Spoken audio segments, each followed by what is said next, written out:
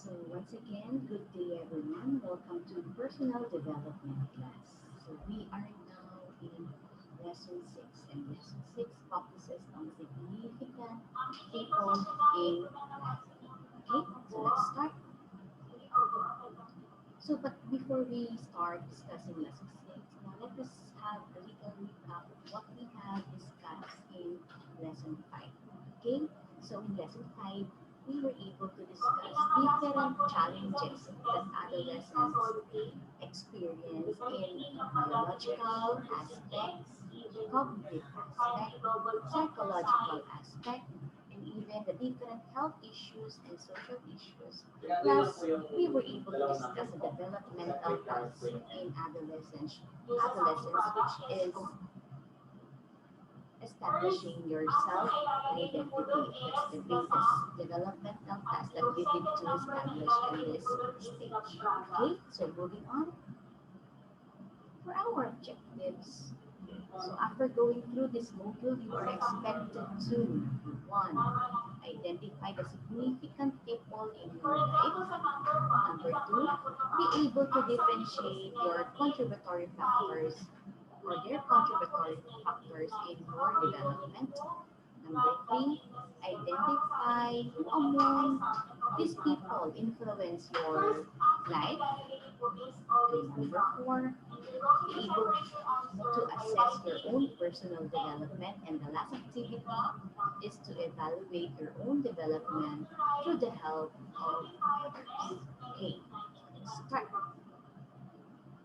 For our activity number one, and we call it significant people, you are going to answer the following question. So question number one, who are the significant people in your life? So you will just enumerate who are the influential or significant people in your life. It can be your family, your parents, siblings, it can be your friends, it can be a celebrity, a person who you idolize, or it can be an icon in the technology or icon in the social media. So you will just enumerate.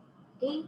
Then for question number two, you are going to answer why they are significant to you. So you will state their reason. Bakit importante si mami? Bakit importante ang kapatid mo sa'yo? Bakit importante ang kaibigan mo? O bakit importante yung celebrity na yon or yung icon mo sa buhay? Okay? So you will just write your answer on a separate answer sheet. Okay? Thumbs up kung okay po at malinaw ang activity number 1. Okay? So moving on, let's discuss the different people or the influential people in life. It says here that people may look up to influential personalities who have shown greatness in terms of leadership, intelligence, creativity, talents, and charisma. So lahat tayo, no, we look up to people na kung sino yung nagpapakita ng exemplary behavior or attitude or kagalingan sa mga bagay-bagay like in leadership who idolize President Duterte. Diba? For intelligence, sino dito yung mahanap sa isang kaklase kasi talagang matalino. For creativity naman, kung sino yung talagang magaling sumayaw, magaling mag-artwork, or even talent, kumanta, sumayaw, and even charisma, yung X factor na tinatawag. And these people usually listen to their strong belief system that brings so much inspiration and positive energy to others' life. So, yung mga taong ma-influensya na yan, they have this strong belief system na talagang nai-imbibe sa kanilang mga ginagawa. Kaya naman, no, they bring so much inspiration sa ating mga nakatingin sa kanya. Okay? First, we have our parents as one of the influential people in our lives. So, bakit mga magulang natin ang influential, no? Na maging influential na tao sa buhay natin. Why? Because parents are the first people who introduce you to life. Kung wala ang mga magulang nyo, di ba? Paano kayo maluluwag dito sa mundong ibabaw? And, of course, They provide shelter, protection, and sense of security no matter what happens. So sila yung nagpupuno ng kung ano yung mga pangangailangan natin. Sabi nga, no, yung susubo ng alam nila, ibibigay pa sa inyo para makunan kung ano yung mga pangangailangan nyo. Okay? And the concept of home is formed coupled with love and much sacrifices that their mother or father is willing to give. So yun nga yung sinabi ko, di ba?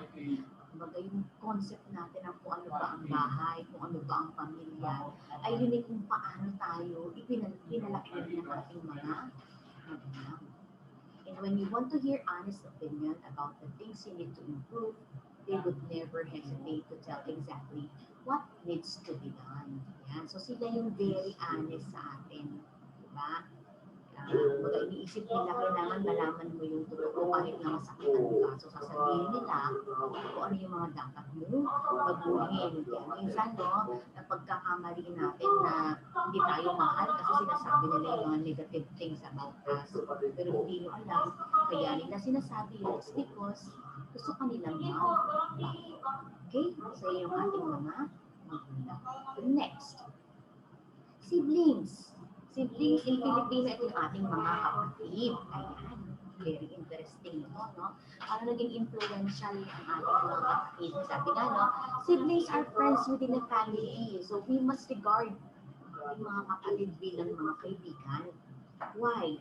Because they extend valuable help whenever you are in need of assistance, di ba? Kahit nag-aano kayo nag-aaway, pero in times of trouble, in times na nangangailangan ka, kahit magkaaway kayo, no? Talaga namang magtutulungan at magtutulungan kayo. Yeah. And our ates and kuyas no, teach you the concept of socialization, mutual understanding, and respect. Dahil na sila yung ating kaibigan within the family, sila yung ating nakakasalamuha. Doon natin natututunan kung paano makipag-socialize, kung paano maging mapagbigay, di ba? Kung paano iwasan yung pagiging madamot, di ba? Okay. And like friendship, your relationship with your sister or brother requires communication and acceptance. So, just like your friends, kailangan kinakausap din natin yung ating mga kapatid, no? Open, let's open the line of communication at the same time, tanggapin natin kung ano yung mga bagay na meron sila o bagay na hindi maganda sa kanila. That's part of, no, friendship na tinatawag within the family. Okay, next. Friends, ayan. So, by this stage, talagang friends ang isa sa mga influential, no, people na meron kayo. So, why friends? Bakit ang mga kaibigan nyo isa sa mga influential people? Because friends are like extended siblings who came from different families. So, ito yung mga sinasabi nating sister or brother from another womb na tinatawag. Hindi man sila nang galing mismo sa sinapupunan ng nanay mo, pero turing mo sa kanilang mga kapatid. Yan. So they give us a sense of belongingness for an individual who would always want to be part of something. Diba minsan pag feeling natin na tayo ay alone dahil siguro hindi tayo maganda yung ating sitwasyon sa pamilya, hindi maganda yung relationship natin sa mga kapatid natin. So we tend to go to our friends for belongingness kasi doon natin nararamdaman yung pagmamahal at yung pagtangka. And of course, friends also teach us the value of love, respect, understanding, and acceptance. Kasi nga, no, part of our family na rin sila, extended family, yun ang tawag natin sa kanila. Okay? Next. Teachers. So, paano naman kami naging influential, no, person sa inyo? So, your teachers are the second parents in school. So, imagine nyo, mas mahabang actually yung stay nyo sa school, no? Rather than sa pag-stay nyo sa loob ng bahay. Before yun, nung talagang wala pang pandemya. So, your teachers no serve as your second parents. Kaya naman, di ba, they try to correct you, teach you, di ba, the right values.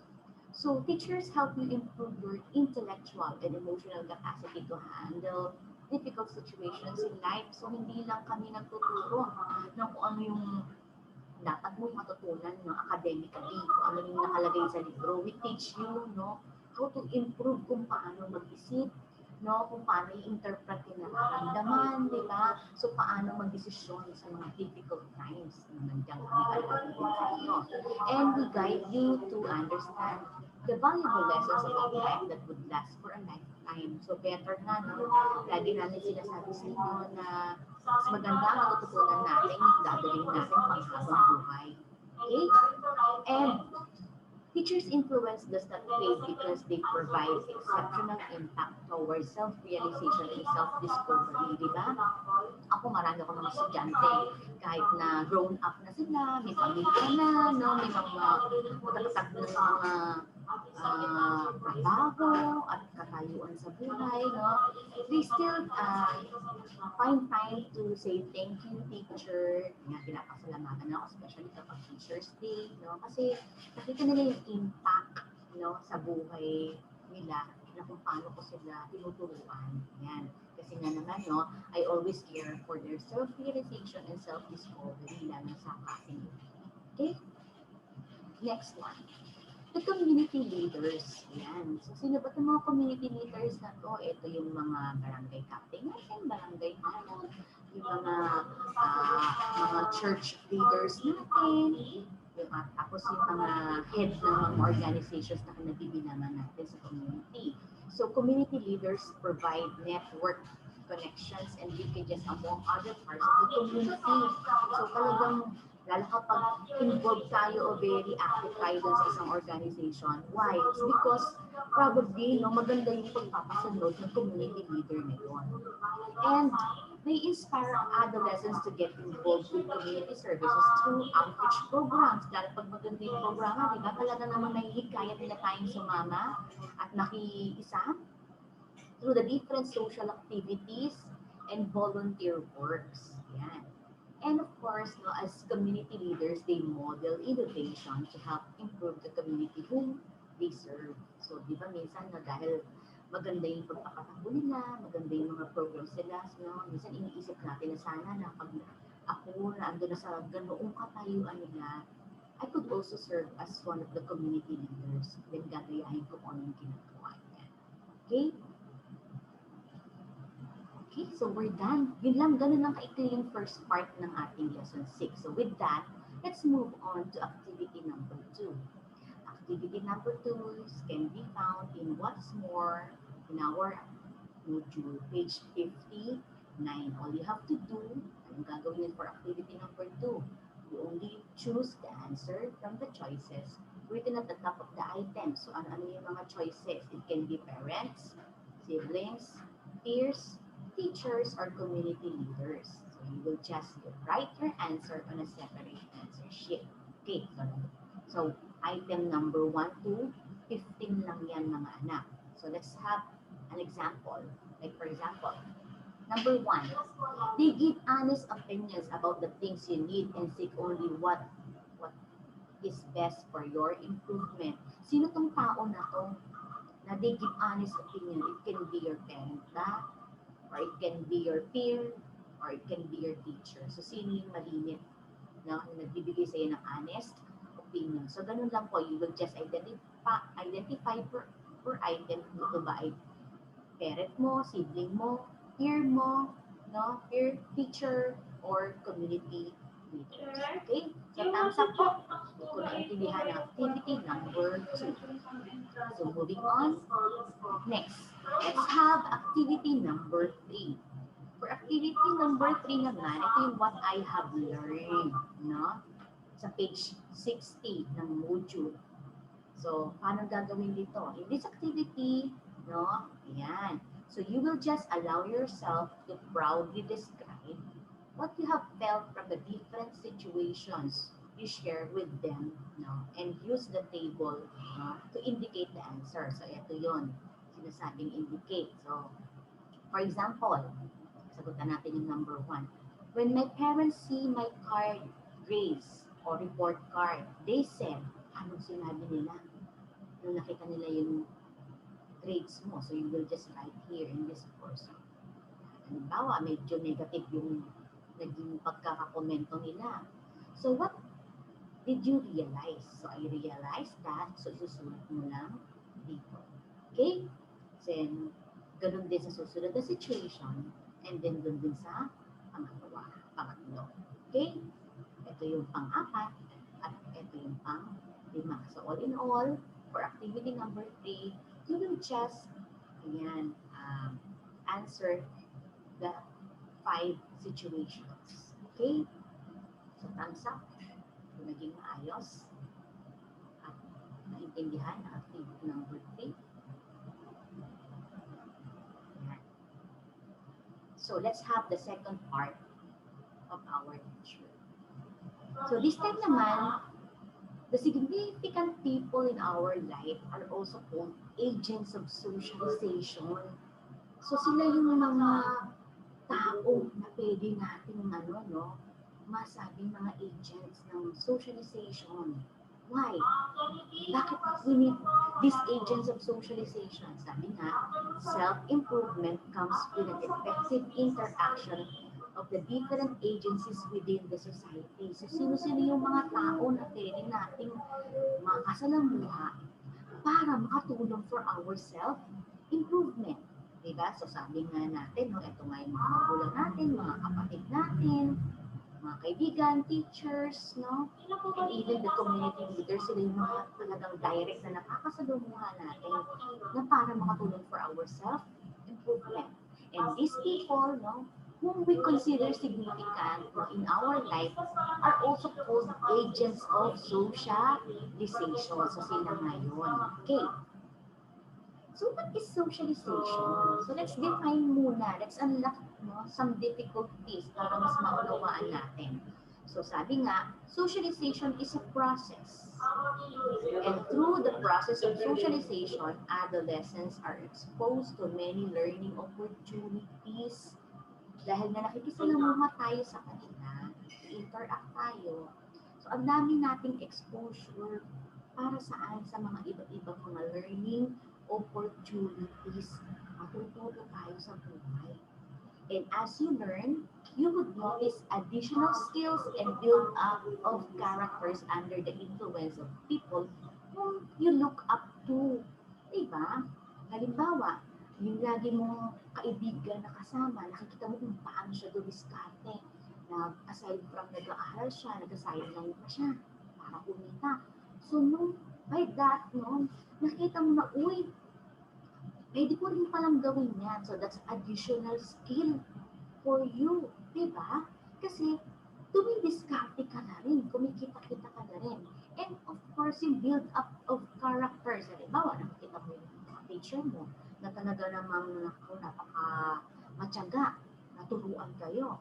So, it's another, parang character o behavior na dapat maging mas matyaga din kami kasi ang mga teacher namin na energy. Okay. So, adjustment of behavioral display is done. So, na-adjust yung ating pag-uugali. Diba? Nag-correct natin kung ano yung mga mali. Kasi nga, nakikita natin sa ating paligid. Why? Why there's an adjustment of behavioral? For us to fit in to the norm of the society. Diba? Kasi kung gusto mo maging in, gusto mo ma-accept ka ng mga tao sa paligid mo, well, kailangan natin mag-adjust. And this process also allows an individual on how to interact with different people having varied cultural orientation. Diba? Kung tayo napupunta sa isang lugar, dapat obserbahan muna natin ano yung cultural orientation nila, ano yung mga bagay-bagay, paano sila namumuhay, paano sila nakita sa namuhay. And we need to adapt and adjust to that orientation. Diba? Para tayo mag-fit in dun sa kanilang ginagawa. And during such exposure, culture is learned and acquired. Diba? Kung saan ka pupuntang lugar, kailangan matutunan at ma-acquire yung kanilang kultura for you, diba? Na ma-in ka doon sa lugar na yun. And there must be mutual understanding, diba? Kasi nga, natututunan mo at nauunawaan mo. And a nature of collaboration is established. Kipag-collaborate ka ng kipag-cooperate ka. So when there's collaboration, there's unity and cooperation. Okay. Moving on, ayan. So let's discuss family as our agent of socialization. So sabi nga, family is the most important agent of socialization and has given you the knowledge of self-care. Diba? Kung paano mo inaalagaan ang sarili mo, it's because nakita natin yan kung paano tayo alagaan ng ating mga pamilya, ng ating magulang, ng ating mga kapatid. And as you learn to take care of yourself, this is also done towards the way you deal with other agents of in the society. So, kung paano ka inalagaan ng pamilya mo at kung paano mo ngayon inaalagaan ng sarili mo, syempre, no, kapag nakisalamuha ka naman, paglabas ng bahay mo, so ganun mo rin din sila aalagaan. So, kung ano yung natutunan natin sa family, yun din yung ating gagawin kapag tayo nakisalamuha sa ibang tao. And our parents teach the value of relationship. So kung ano yung nakita natin na relasyon sa pamilya, din yung ating natutunan at yun din yung ating ipa-follow, no, at gagawin sa ibang tao. And our family nag-give, no, yung tinatawag na system of belief. Yan, sila ang nagbibigay niya, nagturo niyan.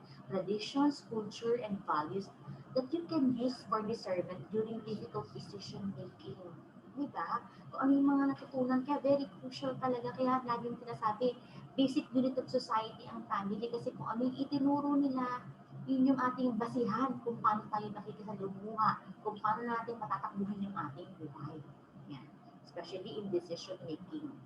And with the help of our siblings, ng ating mga kapatid, the early concept of cooperation is fostered and friendship at this point is also established and can be nurtured even as you age. Yeah. So malaki din ang tulong ng ating mga kapatid kasi nga, no, kung ba, bago tayo lumabas sa ibang tao, bago tayo nakipagsalamuha, tinetest muna natin yan sa ating mga kapatid. Natututunan din natin yan kung paano tayo nakikisalamuha sa kanila.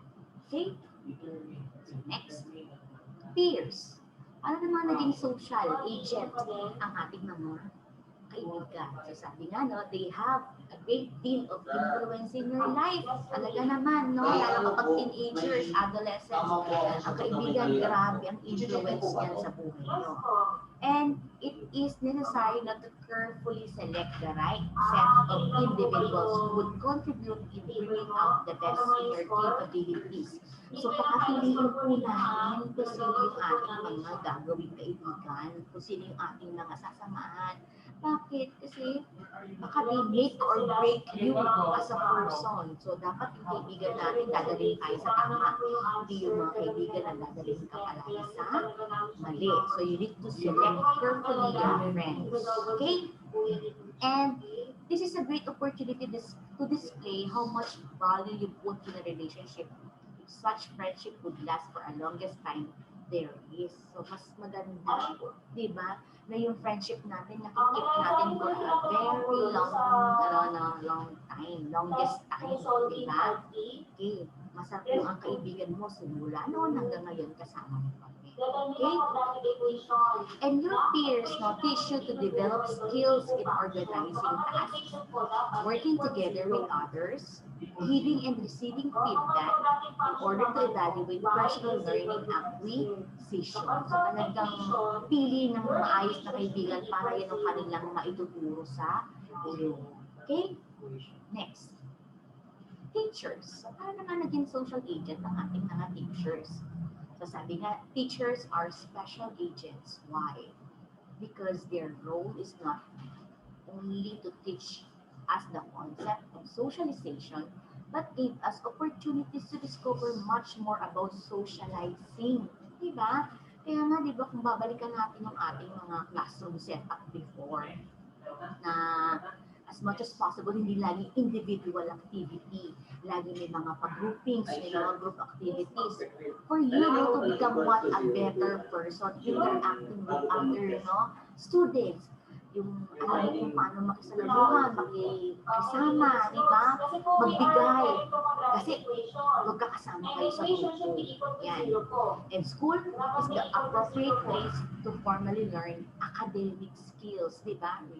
You learn how to write, read, compute, yan yung mga academic skills. And all of these are learned through the help of our teachers who give so much inspiration to love learning at all costs. So lahat yun, no, turo ng ating mga teachers.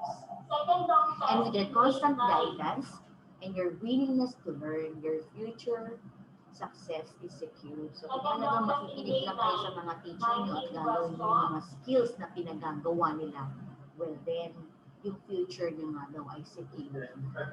Yan. So, huwag masyado magreklamo kung maraming pinagagawa sa teacher. It's because gusto lang nilang hubugin ng iyong pagka-tao, ihanda ka sa future. Okay? Next. What about community leaders, no? As social agent. So sabi nga, no, when we have, no, our community leaders, they must serve as selfless future leaders. Yun yung hindi nila iisipin yung kanilang sarili, hindi uunahin yung kanilang sarili, uunahin nila yung kapakanan ng kanyang nasasakupan. Yun ang community leaders. And they are extending so much help in addressing the needs of adolescents, particularly in community involvement and civic responsibility. Ang iba yung mga organizations na yan sa ating barangay, sa ating simbahan, iniisip nila kung paano kayo mabigyan ng mga extracurricular activities outside school para maging busy kayo, maging responsible kayo, at hindi nyo maisip na mag-turn sa mga iba-ibang mga mission. Yan. And youth leadership opportunities are also provided as means to develop a spirit of volunteerism, diba? Kaya naman nakakatuwa, no, kapag magsisimba, kita mo yung mga kabataan, sila yung nag-volunteer na tumulong, diba? Or may pag may mga clean up drive, nauuna yung mga kabataan na nag-volunteer na maglinis. Yan.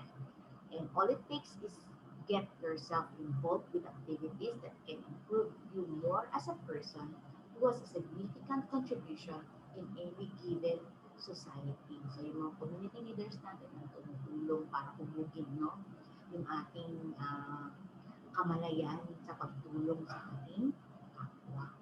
Okay? Ayan. At dahil dyan, tapos na tayo sa lesson number 2 na lesson 6. With that, so let us discuss yung activity number 4. Ito yung expressing my gratitude. So look at the picture. Ito galing dito sa module, page 68. All you have to do, no, is to express your appreciation by writing your thoughts in the spaces given. So ito yun. For example, puntahan natin itong gitna. Yan.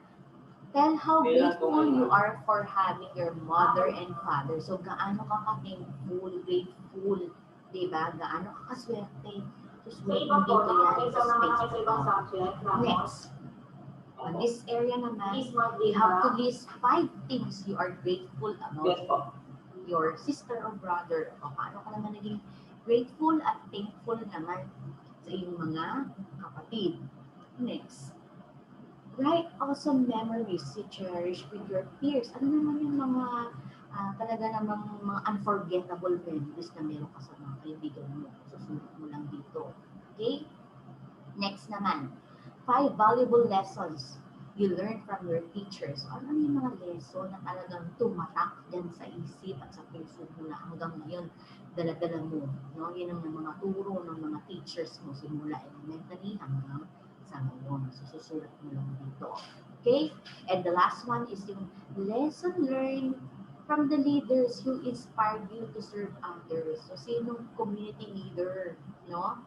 Talagang nagpakita sa'yo ng best example na kailangan tumulong, no? Mag-serve sa ibang tao. So, sino-sino yun at ano yung mga lesson na iyon susulat mo dito. Okay? So, maliwanag po. Again, saan isusulat? Separate sheet. Saan po? Pwedeng pag paper, pwedeng yellow paper, pwedeng intermediate paper. Okay? So, thumbs up kung naiintindihan ng activity number 4. So, moving on. Ayan. For activity number 5 naman, so ito yung tinatawag natin evaluating the current progress. Nasa page 72 naman ng ating module. So, anong gagawin sa activity number 5? So, listen. Evaluate your current and future development in achieving whatever short or long term goal you have set. Alongside, determine the significant person or people whom you think will contribute so much on your progress and explain their valuable impact to your personal progress. So dahil parang tsurang hagdanan to, paakyat, so magsisimula tayo dito sa baba. Okay, so sa area na to, sa hagdanan to, suratin mo ang goals mo, objectives nyo. Sa area naman ito, ito na may mga significant people naman na pwedeng tumulong o tumutulong sa'yo along with your progress. For example, grade 11, ano ang goal mo for this level? Grade 11 ka ngayon, di ba? Ngayon, sino yung mga tumutulong sa'yo? Lalagay mo rito na mga tao, significant people. Natin yan, pwede yung parents, your siblings, your peers, it can be your teachers, it can be community leaders na para ma-achieve mo yung goal mo dito. So kung okay ka na, move on to grade 12 naman. Ano naman yung goal mo for grade 12? Tapos sino yung pwede makatulong? Next, syempre, from grade 12, punta ka ng college. Diba? But before you go to college, ano naman yung mga skills development? Ano yung mga skills na kailangan mo para successfully makarating ka ng college at sino ang tutulong nun sa'yo para ma-achieve mo yun.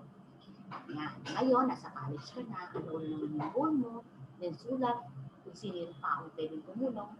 And then, from college, going to yung world of work, kailangan meron ding skills development. So, ano naman yung mga skills na kailangan ma-acquire mo at sino yung mga tao na tutulong sa iyo. And then last, really world of work. Nandito ka na, nasa top ka na. So ano naman yung goal mo pag nagkatrabaho ka na? At sino naman yung tao pa rin na pwedeng tumulong sa'yo? See? So kahit na may edad ka na, nagtatrabaho ka na, still you need significant people in your life na for you to be able to achieve your goals in your life. Okay? So thumbs up. Is naintindihan ang ating activity number 5. Okay? So moving on. And the last activity is of course yung journal writing natin. So all you have to do is to write your reflection of the things that you have learned in this lesson, in lesson 6, so about significant people in your life. And what did you realize? Diba? Ano yung mga tulong na meron na dapat, no?